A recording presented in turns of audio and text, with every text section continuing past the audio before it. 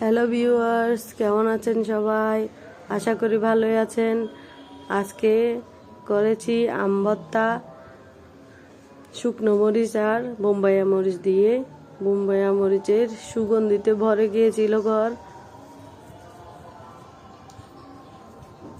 বোম্বাইয়া মরিচ মেখে নিচ্ছি,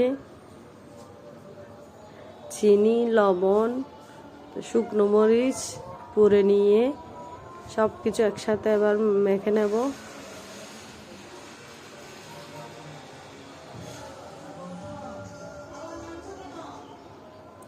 কারো জিভে জল আসলে কিন্তু কর্তৃপক্ষ দায়ী নয়, নিজ দায়িত্বে বানিয়ে খেয়ে নেবেন।